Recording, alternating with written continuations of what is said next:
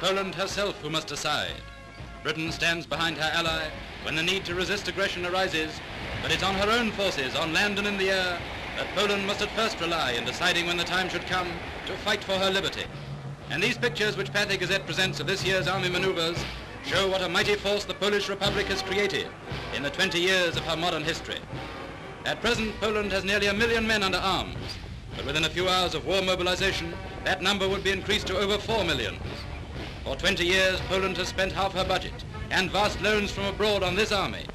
Today, she has built a mighty war machine and is even catching up on modern mechanization. But above all, Poland relies still on the centuries-old fighting tradition of her men. For through the Middle Ages, the Poles outlasted the Moravians, the Bohemians, the Hungarians, the Lithuanians, the Tatars, and the Turks. They destroyed the Teutonic Knights. They crushed Ivan the Terrible. And today, just 20 years after the German army was disarmed on Polish soil, just 20 years after they defeated the Bolshevik invasion, the Poles are ready again to defend the frontiers of their country, the independence of the republic that was created after the World War. This is only a sham war, but it expresses the determination to resist of a nation of 35 million people. Welcome back, everybody. Panzer King in the Lion's Den, bringing you another episode of the USA and KMT in Operation Crimson Tide. We are now on turn 6.7, and you can see before it right there, the Poles have expanded their empire. They have taken Eastern Prussia and Bohemia away from the Germans. They are not going to go down without a fight. And the reason why they've done this is, well, because Britain, their ally, declared war on Germany. And of course, the darn Germans, sneaky as they are, took Switzerland down here. And also, they suffered some casualties down here in the mid-Atlantic. The U-292 and the U-183 both were sunk as well. So this poses a bit of an interesting problem now. Right now, Britain's at war with Germany. The Italians have lend-leased a fighter to Germany, right down there. France is at peace. Just don't attack us, don't attack us. And we have, these Polish troops making an aggressive stance. Poland would be proud. They definitely would be. Anyways, guys, let's do our turn, shall we? So this turn, the United States of America is going to do improved factories, improved construction, improved wartime economy, and strategic rockets. We're going to do a recruitment roll. We are going to spend $3 again on Mexico. Why not? Just because we want to do it. We're going to lend lease a destroyer to the Brazilian Navy, and we're going to save $2. Down here, the KMT, they're going to go on the offensive again. They want to liberate their capital, Nanking. So we're going to move 3 forces here. 3 infantry in Shantung, 2 infantry and elite infantry, rather, from Hunan, a cavalry down here in Kwangtung, and we're going to bring in the 2 fighters as well to attack this city to hopefully take that away from the Japanese. So that'll be our turn of events. And we have $10 to spend, so we're going to build 3 militia and an anti-aircraft gun over there. Plus, we're going to upgrade a militia in Kwangtung to an infantry, but we'll get to that in a bit. But now, let's roll our tech roll, shall we? And see what we get. All right. Oh, 1 tech roll. God, strategic rockets are just killing me here. What did we get here? We got wartime economy. At least we're on the map. Ay, ay, ay, ay, ay. So frustrating, but whatever. It is what it is. We got 4 techs going right now. We should have like almost double that, but you know what? No crying over spilt milk. Now we have, oh yeah, some combat. No, sorry, we don't have any combat in South America. The only real combat that we actually have to do is in China. So we might as well do that now, and then we'll just do all the other sequences here in a bit. So down here, I have everything laid out. The red dice are all the defending dice. Being that they're in a city, they're marked up 1. So they're looking for 5 or less. The green dice are going to be suffering a river penalty. They're going to be coming in from the north, from Kwangtung. So the first round, they'll be, well, basically attacking at a 1, I believe. Yes. Sorry, bear with me here. Yes, if infantry attacked at 2, so they'll be attacking at a 1. The 2 blacks are going to be the fighter aircraft. The 2 yellows are going to be the standard infantry from Hunan. So we're going to be attacking at a 2 there. And the blue will be the elite infantry, which will be, I guess, probably attacking at a 3. And then we have our cavalry down here, which is this darker blue color. So let's roll, shall we?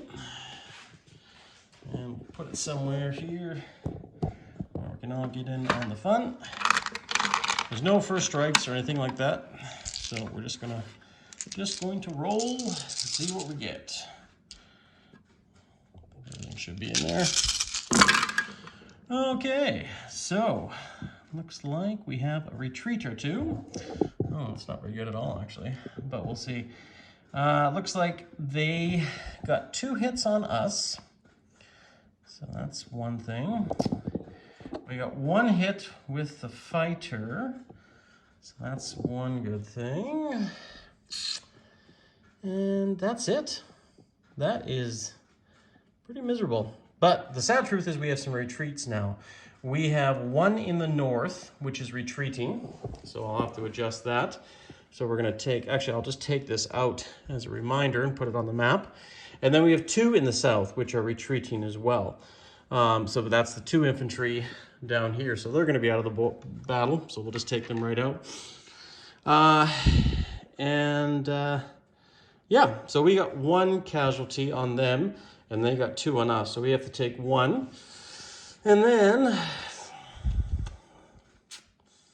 what do we do here? The cavalry are going to be attacking at a 3. They're vehicle class, but they can also be taken if they get a 1. If the defenders roll a 1, but which they did not. So I think we'll keep our cavalry, and I think we'll take 2 infantry off as our casualties. So yes, we got that. And we got 1 hit with our fighter. So he's going to have 1 in there. So if we continue, we'll have 2 fighters and 2 infantry. Probably not the best. And I think what we'll do is we're going to stop it there. So no big deal. We're going to take 1 off, the Japanese in Nanking, at the loss of 2 of our own. And we had 1 retreat in the north, and we had our casualties there. So we are going to retreat. Nothing really much changes in here. So we have that. A little unfortunate, but it is what it is. And our planes, 1, 2, 3, 4. 1, 2, 3, 4. We don't really have an air base. So what we're going to have to do is our planes are going to probably have to return here or actually no, 1, 2, 3, 4. Yeah.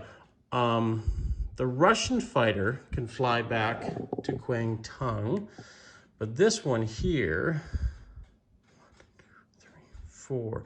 I think we're gonna have to leave down here our Flying Tigers in that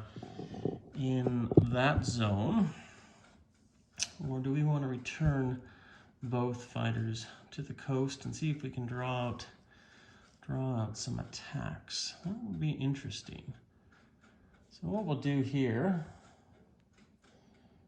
is we'll just move our forces up here.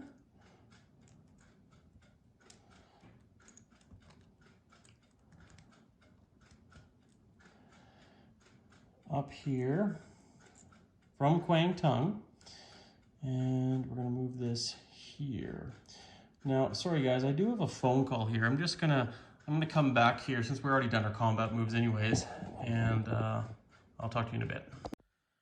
Okay guys, sorry about that. The joys of being on call. Okay, so we moved our infantry up from Kwangtung to help reinforce the 2 infantry that retreated as well as this 1 elite infantry here. We're going to land both our planes here in Hunan.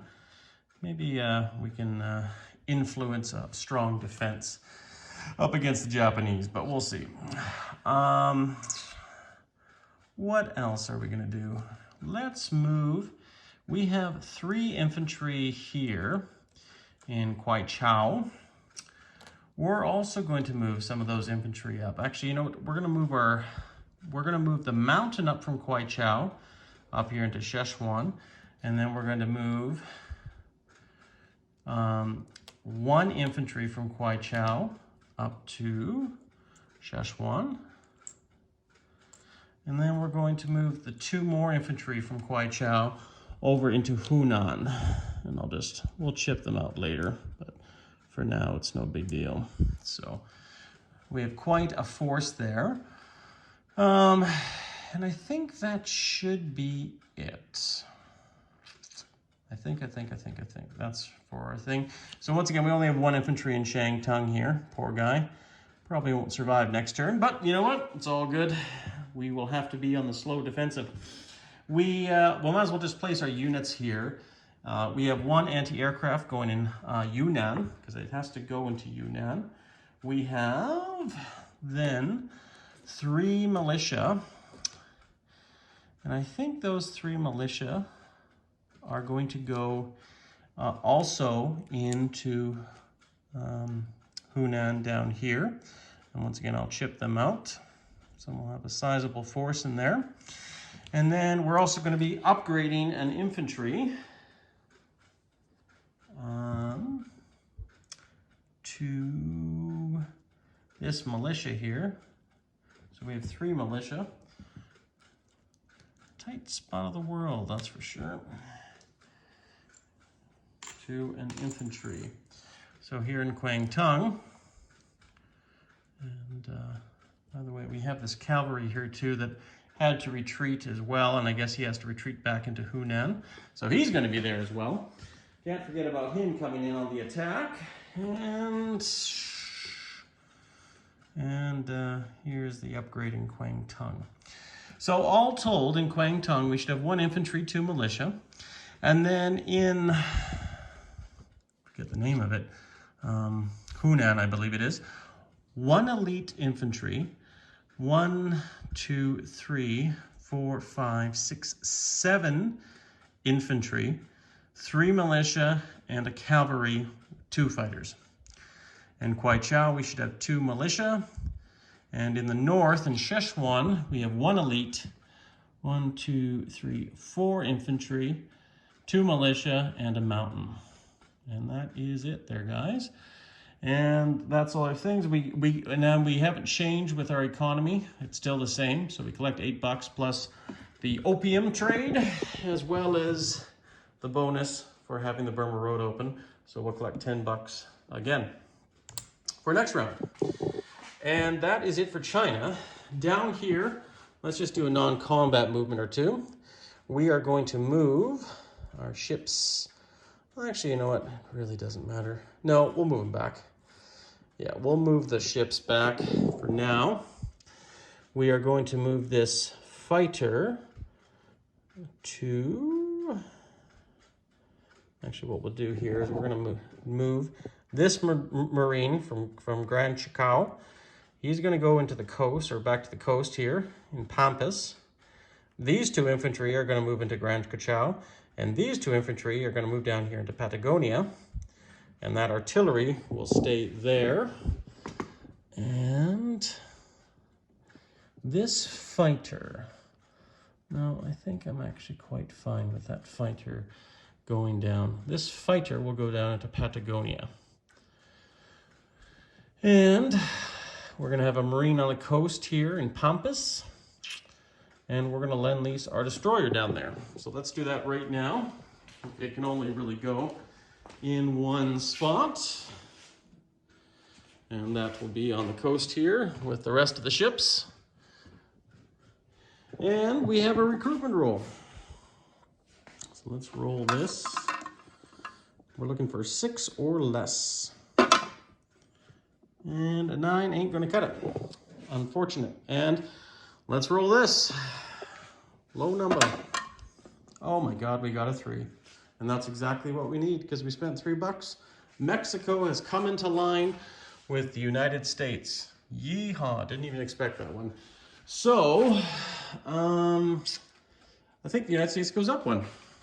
I believe they should anyways, up to $12, and I'll have to chip that out for now. But the Mexicans are graciously going to give us a cavalry, a fighter, which will be great because that'll replace the fighter on the Saratoga, an infantry, light cruiser, if I hadn't already mentioned that, and just some empty territory over here in Western Mexico. So that is good. Finally, after all that, we have aligned Mexico to our cause. Well, that's good. I might have to keep that dice out next time.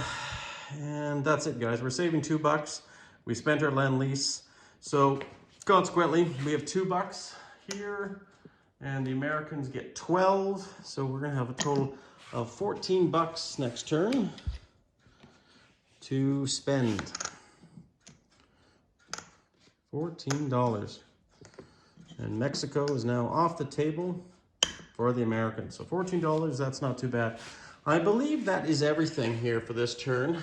You can see here, close up, we have the Hindenburg, as well as down here the Graf Zeppelin, slowly moving their way back. War is coming, so now they've been recalled back to home base. Hopefully they don't get shot down as spies or something like that. But yeah, no, that's pretty good, guys. We decided not, and also let's just talk about South America here while I can. We've decided to hold off a little bit. I'm still hoping that Germany or Italy or Japan might sucker some more money down here, keep it out of Europe. So that might be an American plan to do that. But also, right now, keeping them alive, just because we're not quite strong enough to go on the offensive yet. Hopefully, we soon will be. But once that happens, we'll see what we can do to take Buenos Aires and win the war for the Brazilians. But until that time comes, guys, we'll have to wait until July of 1939. And right now, the Germans are brewing for a war, and hopefully they're going to go into France. And a whole bunch of fun stuff's going to happen. Vichy's probably going to be formed, the Free French are going to be activated, and all hell is going to break loose. So keep an eye for General Hand Grenade's channel for his 7.1 turn for July of 1939, guys. You guys all stay classy, and we will talk soon. Cheers.